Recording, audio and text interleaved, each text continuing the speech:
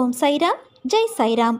என் அன்பின் பிரியமே, நம்ம வேண்டுதல் நிறைவேறத்துக்கும் பிரார்த்தனை பலிக்கிறதுக்கும் நம்ம நிறைய வழிமுறைகளை பார்த்துருக்கோம். 9 வார வியாழக்கிழமை விரதம், சச்சரிதம் பாராயணம் செய்கிறது, கல்லுப்பு பரிகாரம், அதிசக்தி வாய்ந்த பிரம்ம முகூர்த்த வழிபாடு இப்படின்னு நிறைய வழிமுறைகளை நம்ம பார்த்துருக்கோம். நிறைய பேர் கல்லுப்பு பரிகாரம், 9 வார வியாழக்கிழமை விரதம், சச்சரிதம் பாராயணம் செய்கிறது, பிரம்ம முகூர்த்த வழிபாடெல்லாம் செஞ்சு எனக்கு வேண்டுதல்கள் நிறைவேறி இருக்கு அப்படின்னு நம்மக்கிட்ட பகிர்ந்திருக்காங்க. அந்த வழியில் இன்றைக்கி நம்ம பார்க்க போகிறது, இனிமே இது எனக்கு நடக்காது, இந்த விஷயம் எனக்கு பலிக்காது, இனிமே எனக்கு இது கிட்டவே கிட்டாது, இது நடக்கவே நடக்காது அப்படின்னு சொன்ன எல்லா பிரார்த்தனைகளும் எல்லா வேண்டுதல்களும் சாயப்பாவினுடைய கிருபையால் 8 நாட்களில் 100% நடக்கும். அதற்கான சாயப்பா காட்டிய ஒரு வழிமுறையை தான் இப்போ நம்ம பார்க்க போகிறோம். நம்ம சாயப்பா மேலே முழு நம்பிக்கை வச்சு இந்த 8 நாள் பிரார்த்தனையை நீங்கள் செய்துட்டு வந்தீங்க அப்படின்னா 3ஆவது நாள் 4ஆவது நாளே இந்த பிரச்சனைக்கான ஒரு வழி உங்களுக்கு புலப்படும். அப்படி இல்லைன்னா 8ஆவது நாள் கண்டிப்பாக உங்களுக்கு இந்த பிரச்சனைக்கான சொல்யூஷன் கிடைக்கும். நம்ம சாயப்பா மேலே முழு நம்பிக்கை வச்சு தான் இந்த பிரார்த்தனையை செய்யணும். ஏதோ அவங்க சொல்கிறாங்களே நம்ம செய்வோம் அப்படின்னு கடமைக்கு செய்யக்கூடாது. இந்த பிரார்த்தனையை முழுமையாக நம்ம பாபாவை மட்டுமே நம்பி பாபாவை மட்டுமே நினச்சி இந்த 8 நாள் பிரார்த்தனையை நம்ம செய்யணும். நிறைய சாய் குடும்ப உறவுகள் எனக்கு திருமணம் நடக்கணும், எனக்கு நல்லபடியாக கவர்மெண்ட் ஜாப் கிடைக்கணும், எனக்கு உடல்நிலை சரியாகணும், கடன் பிரச்சனை சரியாகணும் அப்படின்னு நிறைய கருத்துக்களை நம்மக்கிட்ட பகிர்ந்துக்கிறாங்க. இந்த பதிவை பார்த்துட்டு இருக்கக்கூடிய நம்ம சாய் குடும்ப உறவுகள் அனைவருமே இந்த 8 நாள் பிரார்த்தனையை நீங்கள் செய்யுங்க. கண்டிப்பாக 8ஆவது நாள் யாரோ ஒருவர் மூலமாக ஏதோ ஒரு வழியை உங்களுக்கு சாயப்பா காட்டுவாங்க. 8 நாட்களுக்குள் நாம் பிரார்த்தனை நிறைவேறுவதற்கான வழி 1008 ஓம் சாய்ராம் நாமாவளி எழுதுறது. நம்ம மனசை அங்கே இங்கன்னு அலைப்பாய விடாமல் ஒரு நிலைப்பட்ட மனதோட பாபாவை மட்டுமே முழுமையாக மனசில் நினச்சிக்கிட்டு இந்த 1008 நாமாவளி எழுதணும். நிறைய சாய் குடும்ப உறவுகள் இந்த 8 நாள் பிரார்த்தனையை 1008 நாமாவளிகளை எழுதியிருப்பீங்க. ஆனால் இந்த 8 நாட்களும் முறையாக இந்த பிரார்த்தனையை எப்படி நம்ம கடைப்பிடிக்கணும், 8ஆவது நாள் எப்படி பூர்த்தி செய்யணும் அப்படிங்கிறத நான் தெளிவாக இந்த பதிவில் சொல்கிறேன். இந்த 8 நாள் பிரார்த்தனை 1008 நாமாவளிகளை நம்ம எழுத துவங்கும்போது அது வியாழக்கிழமையாக இருக்கணும். ஏதோ ஒரு வியாழக்கிழமை அன்னைக்கு நீங்கள் பாபா கோயிலுக்கு போக முடிஞ்சால் பாபா கோயிலில் போய் இந்த 8 நாள் பிரார்த்தனை 1008 நாமாவளி புத்தகத்தை வாங்கி பாபாவினுடைய பாதத்தில் வச்சு 1 நிமிடம் கண்களை மூடி உங்கள் பிரார்த்தனையை மனதார வேண்டிக்கோங்க. அதே போல் அந்த 1 நிமிடம் நம்ம கண்களை மூடி அந்த பிரார்த்தனையை வேண்டுறதோட நம்ம அந்த வேண்டுதலை பற்றி நினைக்கவே கூடாது. அடுத்ததான் இந்த 8 நாட்களும் எனக்கு அது நிறைவேறணும், எனக்கு இந்த வேண்டுதல் பலிக்கணும், எனக்கு இந்த விஷயம் நடக்கணும், நான் நினச்சதெல்லாம் நடக்கணும் அப்படின்னு நீங்கள் எதையுமே வேண்டக்கூடாது. முழுக்க முழுக்க ஓம் சாய்ராம், ஓம் சாய்ராம், ஓம் சாய்ராம் இது மட்டும்தான் உங்கள் மனசில் இருக்கணும். நான் இந்த வேண்டுதலுக்காக தான் இந்த 1008 நாமாவளி எழுதுகிறேன், எனக்கு இதை நீங்கள் நிறைவேற்றித்தாங்கன்னு நீங்கள் வேறு எதையுமே வேண்டக்கூடாது. இதுதான் அந்த ஓம் சாய்ராம் 1008 நாம புத்தகம். இந்த 1008 நாம புத்தகம் எல்லா சாய்பாபா கோவில்கள்லையும் கிடைக்கும். இதனுடைய விலை 10 ரூபாய். அடுத்ததாக 3ஆவது பக்கத்தில் இந்த பிரார்த்தனைகளை நம்ம எப்படி துவங்கணும் அப்படின்னு கொடுத்துருக்காங்க. வியாழக்கிழமை அன்னைக்கு துவங்கி 8 நாள் எப்படி பூர்த்தி செய்யணும்னு சொல்லியிருப்பாங்க. வியாழக்கிழமை அன்னையிலேருந்து நம்ம 8 நாட்களும் நம்ம பாபாவுக்கு கல்கண்டு வைக்கணும். கல்கண்டு நைவேத்தியமாக வைக்கணும். 1 டம்ளர் பால் வச்சுக்கோங்க. கல்கண்டு, அவல், பொட்டுக்கடலை நான் 3த்தையும் சேர்த்து வச்சுருக்கேன். 1 டம்ளர் பால் வச்சுருக்கேன். 5ஆவது பக்கத்தில் சாய்பாபாவினுடைய 11 உபதேச பொன்மொழிகள் கொடுத்துருப்பாங்க. 6ஆவது பக்கம் ஸ்ரீ சாய்பாபாவினுடைய அஷ்டோத்திர சத நாமாவளி கொடுத்துருப்பாங்க. நம்ம 1 நிமிடம் வியாழக்கிழமை துவங்குற அன்னைக்கு நம்ம பிரார்த்தனையை வேண்டிக்கணும் அப்படின்னு சொன்னோம் இல்லையா, அந்த பிரார்த்தனையை 1 நிமிடம் கண்களை மூடி பாபாவை நினச்சி மனசார பிரார்த்தனை பண்ணிக்கிட்டு இந்த அஷ்டோத்திர சத நாமாவளியை படித்ததுக்கு அப்புறமா நம்ம 1008 நாமங்கள் எழுத தொடங்கணும். 10ஆவது பக்கத்தில் நம்ம 1008 ஓம் சாய்ராம் நாமாக்கள் எழுதுறதுக்கான ஸ்பேஸ் கொடுத்துருப்பாங்க. ஒரு பக்கத்தில் 57 ஸ்பேசஸ் இருக்கும். 57 கட்டங்களில் நம்ம ஓம் சாய்ராம் அப்படின்னு எழுதுறதுக்கான இடங்கள் கொடுத்துருப்பாங்க. நம்ம வியாழக்கிழமை துவங்குற அன்னைக்கு 1, 2, மூன்று பக்கங்கள் வியாழக்கிழமை எழுதணும். அடுத்ததாக மறுநாள் வெள்ளிக்கிழமையும் அதே போல் 3 பக்கங்கள் எழுதணும்.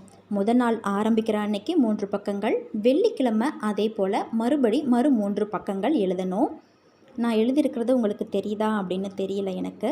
அடுத்ததாக சனிக்கிழமை 2 பக்கங்கள் எழுதணும். ஞாயிற்றுக்கிழமையும் 2 பக்கங்கள், திங்கட்கிழமை 2 பக்கம், செவ்வாய்க்கிழமை 2 பக்கம் எழுதணும். புதன்கிழமை 2 பக்கம் எழுதணும். 8வது நாள் வியாழக்கிழமை கடைசி 2 பக்கங்களை எழுதி நம்ம பூர்த்தி செஞ்சுக்கணும். நான் சொன்னபடி நீங்கள் எழுதிட்டு வந்தீங்கன்னா கடைசி 2 பக்கங்கள் நீங்கள் எழுதக்கூடிய நாள் வியாழக்கிழமையாக இருக்கும். அதாவது 8வது நாளாக இருக்கும். இந்த 1008 நாமங்கள் எழுதி முடித்தோன்னே 28ஆம் பக்கத்தில் ஸ்ரீ சாயிநாத மங்களம் ஹராத்தி அப்படின்னு கொடுத்துருப்பாங்க. அது ஒரு முறை நீங்கள் பாராயணம் செஞ்சுக்கோங்க. இந்த 8 நாள் பிரார்த்தனையை நம்ம பூர்த்தி செஞ்சதுக்கு அப்புறமா இந்த 1008 ஓம் சாய்ராம் நாமாவளி புத்தகத்தை உங்களுடைய பூஜை அறையிலேயே சாய்பாபாவினுடைய பாதத்தில் வச்சிடலாம். அப்படி இல்லைன்னா நீங்களோ உங்கள் குடும்பத்தில் உள்ள யாராவதோ ஷீரடிக்கு போக வாய்ப்பு இருந்தால் அவங்கக்கிட்ட கொடுத்தீங்கன்னா இதை இந்த புத்தகம் போடுறதுக்கான ஒரு உண்டியல் வச்சுருப்பாங்க, அதில் நம்ம செலுத்திடலாம். அப்படி இல்லைன்னா பக்கத்தில் கோவில் பாபா கோவில் இருந்துச்சுன்னா அங்கே நீங்கள் அர்ச்சகர்கிட்ட கொடுத்தீங்கன்னா அவங்க பாபாவினுடைய பாதத்தில் சேர்த்துருவாங்க. முக்கியமாக 8வது நாள் பூர்த்தி செய்த அன்னைக்கு ஒரு 1008 நாமாவளி புத்தகம் வாங்கி நீங்கள் சாய்பாபாவினுடைய பக்தர்களுக்கு இதை நீங்கள் கொடுக்கணும். இந்த 8 நாள் பிரார்த்தனையை பூர்த்தி செய்து சாய்பாபாவினுடைய பாதத்தில் சமர்ப்பிச்சுட்டு ஒரு 9 சாய் பக்தர்களுக்கு இந்த 1008 நாமாவளி புத்தகத்தை நீங்கள் கொடுக்கும் பொழுது 1000% சாயப்பா உங்களுடைய பிரார்த்தனையை நிறைவேற்றி தந்திடுவார் அப்படின்னு நீங்கள் முழுமையாக நம்பலாம். 8வது நாள் சர்க்கரை பொங்கல், கேசரி, பால் பாயசம், அவல் பாயசம் இது போல் ஏதாவது நம்ம சாயப்பாவுக்கு நெய்வேத்தியமாக சமர்ப்பித்து அந்த பிரசாதத்தை நம்ம பெற்றுக்கொண்டோம் அப்படின்னா கண்டிப்பாக நம்மளுடைய சங்கல்பம் நிறைவேறும். அது மட்டும் இல்லாமல் ஷீரடி சாய்பாபாவினுடைய தரிசனமும் நமக்கு முழுமையாக கிடைத்து நம்ம ஆசீர்வதித்து 1000% நமக்கு நம்மளுடைய வேண்டுதல்கள் நிச்சயமாக பலிக்கும். நீங்களே அதை கண்கூட உணர்வீங்க. நான் மறுபடியும் சொல்கிறேன், இந்த 1008 நாமங்கள் எழுதி முடிக்கிற வரைக்கும் நம்ம மனசில் வேறு எதையுமே நினைக்கக்கூடாது. ஓம் சாய்ராம், ஓம் சாய்ராம், ஓம் சாய்ராம் இது மட்டும்தான் நம்ம மனசில் முழுமையாக நிறைஞ்செடுக்கணும். நம்ம முழுக்க பாபாவை பற்றின நினைப்புகள் மட்டும்தான் நம்ம மனசில் இருக்கணும். நான் இந்த வேண்டுதலுக்காகத்தான் இந்த 1008 நாமங்கள் எழுதுகிறேன், இது படிக்கணுங்கிறதுக்காகத்தான் நான் இந்த 1008 நாமங்கள் எழுதுகிறேன் அப்படின்னு வேறு எதையுமே நம்ம நினைக்கக்கூடாது. நம்ம மனசை அலைப்பாய விடக்கூடாது. பாபாவை மட்டுமே நம்பி நம்ம முழுக்க பாபாவையே நினச்சி இந்த 1008 நாமங்களை எழுதுனீங்க அப்படின்னா கண்டிப்பாக 8வது நாள் உங்களுக்கான தீர்வு, உங்கள் பிரச்சனைக்கான தீர்வு கிடைக்கும். இல்லைன்னா அதற்கான வழி உங்கள் கண்களில் நிச்சயமாக தென்படும். நம்பிக்கையோடு செய்யுங்க, உங்கள் வேண்டுதல்கள் நிச்சயமாக பலிக்கும். செழிப்பான வாழ்க்கை, சந்தோஷம், வெற்றி இவற்றையெல்லாம் வரும் புது வருடத்திலிருந்து உனக்கு நான் தரப்போகிறேன். எனக்கு பூஜை எப்படி செய்ய வேண்டும், எப்போது செய்ய வேண்டும், எங்கே செய்ய வேண்டும் என்ற ஆலோசனைகளுக்கு இடம் கொடுக்காதீர்கள். உன் இதயம் எனக்காக எங்கு ஏங்குகிறதோ அங்கு நான் இருக்கிறேன். வைரத்தை போன்ற பாபாவை குருவாக அடைந்த நல்லதிஷ்டம் உள்ள நீங்கள் இவ்வளவு தாழ் உணர்ச்சியுடன் அழுவது பரிதாபமானது. பாபாவிடம் அசைவற்ற நம்பிக்கை இருக்குமானால் ஏன் மனசலனமடைய வேண்டும்? எவரொருவர் தம்முடைய மனோதர்மத்தை என்னிடம் முழுமையாக ஒப்படைத்து திடமான விசுவாசத்தை மனத்தில் தரித்து என்னை வணங்கி வழிபடுகிறானோ அவர் பெரும் பேறு பெற்றவர் ஆவார். அவருக்கு நான் எக்காலமும் கடன்பட்டவனாவேன். அவருக்கு யாரும் எந்த கேடும் செய்ய முடியாது. இப்போது இருக்கும் சூழ்நிலையை மாற்ற நினைத்தாலும் அது மாறாது. அது கடவுளால் எழுதப்பட்டது. கர்மா கழிகின்ற போது பொறுமையாக இரு. உனக்கு நல்லது எது, கெட்டது எது என்று நான் பார்த்து அதை சரி செய்து மாற்றிவிடுகிறேன். என்னை முழுமையாக நம்பு. பயந்து வாழ்க்கையை ஓட்டாதே. தைரியமாக எதிர்கொள். உன்னுடன் இப்போதும் என்றும் நான் இருக்கிறேன். உனக்கு எது நல்லது என்று உன்னை விட எனக்கு நன்கு தெரியும். நீ வேண்டாம் என்றாலும் உனக்கு நல்லது என்றால் நான் அதை தந்தே தீருவேன். உன்னுடைய கடந்த கால புண்ணியங்கள் நிறைய இருப்பதால் இங்கு வந்திருக்கிறாய். எவனொருவன் இந்த மசூதியில் காலடி எடுத்து வைக்கிறானோ அவனுக்கு இம்மையிலும் மறுமையிலும் எந்த கெடுதலும் ஏற்படாது. எனவே கவலையை விடுத்து நிம்மதியாக இரு. நான் உங்களிடம் கேட்கும் தட்சிணை நம்பிக்கையும் பொறுமையும் தான். இந்த இரண்டும் எவரிடம் இருக்கிறதோ அவர்களுக்கு என்னுடைய அருள் நிச்சயம் உண்டு.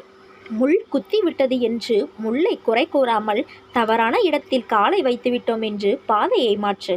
நினைத்தவுடன் எந்த காரியமும் நடப்பதில்லை. அதற்கான நேர காலத்தை நான் உருவாக்கிய பிறகுதான் அனைத்தும் நடக்கும். அதுவரை நீ பொறுமையாக காத்திரு. உனது அனைத்து கஷ்டங்களுக்கும் கூடிய விரைவில் ஒரு தீர்வு கிடைக்கப் போகிறது. ஏதேனும் ஒரு வடிவில் அதற்கான பதிலை நீ உணர்வாய். சந்தோஷமாக இருக்கப் போகிறாய். அனைத்திலும் ஜெயிக்கப் போகிறாய். உன் தொழிலில் நஷ்டத்தை பொருட்படுத்தாதே. உனக்கு இதோ உதவுகிறேன். என்னவெல்லாமோ செய்து பார்க்கிறேன். ஆனாலும் எல்லாமே தோல்வியில் முடிகிறது. இந்த தோல்வியின் பிடியிலிருந்து என்னால் மீண்டு வர இயலவில்லை என்று நீ புலம்புகிற புலம்பலை பொறுக்க முடியாமல் இதோ நான் புறப்பட்டு வந்துவிட்டேன். உன்னை பொறுத்தவரை இந்த உலகம் ஒரு கோமாளிகளின் கூடாரம். யாருக்காகவும் எதற்காகவும் விட்டு கொடுத்து தோல்வியை மட்டுமே பரிசாக பெறுவதற்காக நீ பிறக்கவில்லை. எல்லாவற்றையும் ஜெயிக்க பிறந்திருக்கிறாய். கோடி கோடியாக கருவணுக்கள் உள்ள தாயின் கருமுட்டையை தனக்குரியதாக ஆக்கிக்கொள்ள களமிறங்கிய போது அனைத்தையும் தோற்கடித்து ஜெயித்தது நீ அல்லவா? உணர்வுகளும் உறுப்புகளும் உருவாகாத அந்த காலத்திலேயே கோடி பேர்களை ஜெயித்த நீ இப்போதோ இந்த நிலையில்லா ஒரு சிலரிடம் தோற்கப் போகிறாயா? நிச்சயமாக தோற்க மாட்டாய் என்பதை தெரிந்து கொள். நீ கோழை அல்ல. துரத்தும் வறுமையை ஒப்புக்கொள்வதற்கு நீ பிறவியிலேயே மாவீரன். உனக்குள் நான் உன்னை வழிநடத்தப் போகிறேன். அப்படி இருக்க தோல்வி என்பது இனி உனக்கேது? என் ஆலயத்திற்கு வா.